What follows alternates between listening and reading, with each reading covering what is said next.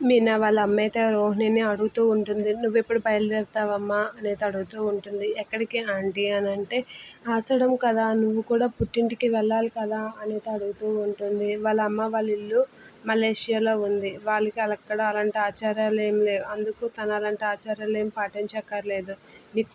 నీ కూతుర్ని తీసుకుని వెళ్ళండి అని చెప్తూ ఉంటుంది. అయినా మీకు ఆషాఢం అని తెలీదా, నేను గుర్తు చేయాలా అని అంటూ ఉంటుంది. ఏంటి ఆషాఢ మాసమా? అవి టీవీలో కదా వింటారు, బయటను కూడా చేస్తారా?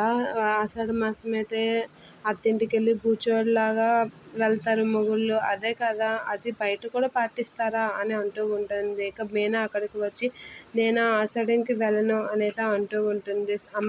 అక్క బ్యాగ్ తెచ్చావు కదా అని అంటే, పదక్క నీకు సెలవులు వచ్చాయి అని వాళ్ళ చెల్లి అనేసరికి, ఏమన్నావు నువ్వు అని అంటే, ఆషాఢం కదా అదే చెప్తున్నాను అని అంటూ ఉంటుంది వాళ్ళ చెల్లి. ఆ మాటలకి వంట వరకు అవి మీ అత్తయ్య చూసుకుంటుంది లాయమ్మ. ఈ నెల రోజులు హ్యాపీగా అమ్మ వాళ్ళ ఇంట్లో ఉండు అనేత అంటూ ఉంటాడు వాళ్ళ మామయ్య.